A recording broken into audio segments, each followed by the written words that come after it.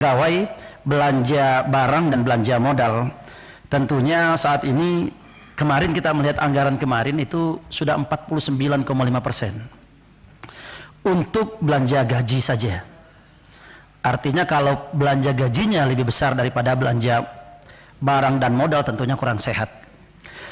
Ada beberapa hal yang ingin saya pertajam. Pertama, tadi saya setuju sekali yang disampaikan dengan Pak Mulfahri bahwa tugas anggota DPR ini kalau legislasi bersama dengan pemerintah, pengawasan pun juga masih dengan yang lainnya. Tapi kalau fungsi anggaran ini 1000% tugas daripada DPR. Memang perlu di sini didudukan lebih tajam lagi. Ada beberapa hal yang saya ingin menyampaikan, tadi disampaikan juga dengan tulang hincapan jahitan ke-13 ini berkaitan dengan PNBP. PNBP kita ini menurut saya ada dua di situ. Pertama adalah dari lalu lintas, yang kedua adalah objek vital nasional. Objek vital nasional tadi disampaikan hanya ratusan miliar, tidak sampai dengan triliunan. Padahal di Indonesia ini luar biasa banyaknya objek vital nasional. Yang kedua lalu lintas. Saya kalau mengingat kemarin anggaran kemarin untuk lalu lintas itu targetnya adalah hampir 10 triliun. Realisasinya di sini hanya kurang lebih sekitar 7,8 triliun. Ini juga tentunya perlu pembenahan. Kami memaklumin kalau kemarin mungkin karena suasana Covid, tapi tentunya kalau saat ini tentunya berkaitan dengan PNBP ini tentunya bisa ditingkatkan sekali.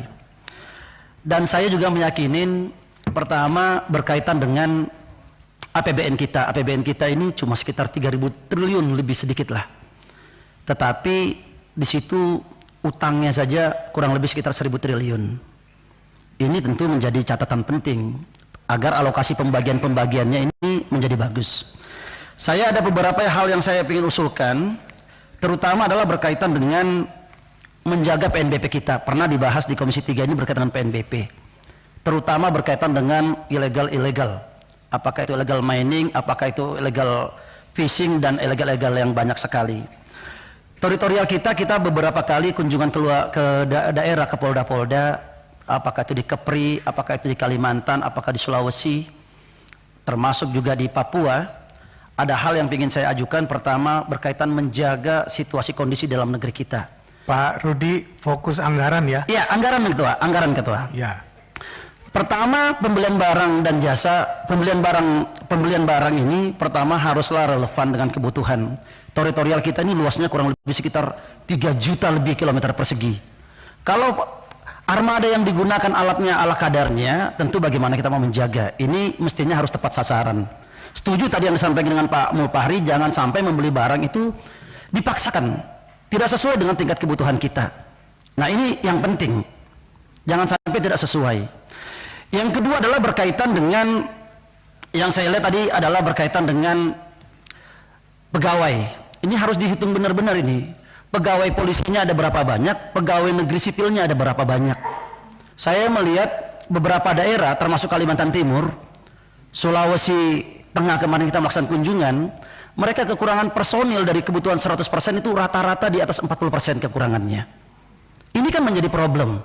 Bagaimana mau menjaga, apalagi saat ini kita akan masuk dalam tahun politik. Saya setuju yang disampaikan dengan Pak Wakapolri tadi bahwa kita membutuhkan anggaran kurang lebih hampir 49,5 triliun. Saya setuju anggaran ini kurang. Kenapa? Satu adalah karena pemilu. Yang kedua berkaitan dengan daerah otonomi baru. Ada 4 provinsi. Tadi kalau yang disebutkan baru hanya desa dan kota kabupaten, ini provinsi ada penambahan. Tentu pembangunan markas mako kita ini penting untuk polda-polda. Yang paling utama adalah berkaitan dengan pegawainya, jangan sampai tidak ada. Dan saya juga ingin menyampaikan bahwa kebijakan untuk di daerah ini juga menjadi persoalan.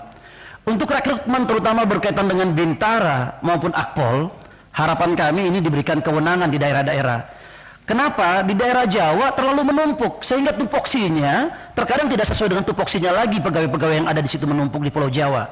Mereka kebanyakan tidak mau atau bagaimana caranya agar tidak dikirim keluar Jawa. Ini menjadi persoalan. Saya melihat bagaimana tentang Papua. Papua ini bagaimana tidak menjadi umpan. Jumlah polsek-polsek kita personilnya cuma paling banyak 9-10. Mereka harus menjaga 24 jam. Ini perlu menjadi perhatian kita ini. Fungsi anggaran di sini kami mengharapkan sekali Pertama, dipergunakan sebaik-baiknya, terutama berkaitan dengan jumlahnya. Saya rasa 49, sekian triliun untuk menjaga keamanan di dalam negeri ini, saya rasa sangat-sangatlah wajar dan sangatlah pantas. Yang berikutnya adalah berkaitan dengan TKP, kegiatan patroli. Ini juga berkaitan, mohon maaf, ini saya harus menyampaikan, saya kalau melaksanakan cross check, biaya bensin mereka atau solar mereka cuma 4 liter. Bagaimana mau cukup di daerah yang, kalau di daerah kota mungkin cukup, tapi untuk kabupaten kota ini tidak relevan. Tentu anggarannya juga perlu diperhatikan untuk operasional. Tadi juga disampaikan dengan Pak Wihadi, mohon maaf Pak, wilayah saya sangat luas ya, di Kalimantan Timur 127.000 km persegi. Kalau pakai sepeda motornya, mau pakai mobilnya Matic, tentu tidak memungkinkan. Tentu kendaraan-kendaraan yang dibutuhkan yang sesuai dengan kebutuhan yang ada di lapangan. Paling tidak minimum trail yang dipergunakan. Jadi jangan sampai kita membeli mobil yang tidak tahu apa isinya, apa gunanya, tidak bermanfaat, tidak tepat sasaran.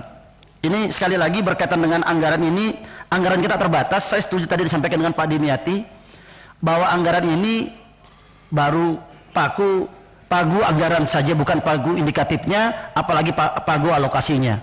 Saya yakin bahwa anggaran nanti insya Allah akan lebih daripada 100 dari yang kemarin 112 triliun. Mudah-mudahan 140 ini bisa direalisasikan. 148 triliun, 8 sekian saya rasa bisa direalisasikan, terutama berkaitan dengan menyambut pemilu dan berkaitan dengan daerah otonomi baru. Ada 4 provinsi yang dibentuk di daerah Papua. Mungkin ini menjadi catatan saya. Personil kami mengharapkan sekali di daerah-daerah itu direkrutmennya di daerah, bukan di daerah Pulau Jawa. Pulau Jawa sudah overcrowded. Mereka tidak lagi ke daerah-daerah. Di daerah Pulau Jawa, di daerah Pulau Kalimantan, Sulawesi dan Papua, ini personel kita rata-rata kurangnya lebih daripada 40%. Ini menjadi perhatian kita untuk menjaga bagaimana keamanan di dalam negeri ini, menyambut pemilu tetap aman, damai, dan tentunya pelaksanaan pemilu juga bisa berjalan dengan jurdil. Akhirul kalam, wabillahi taufiq wal hidayah, wassalamualaikum warahmatullahi wabarakatuh.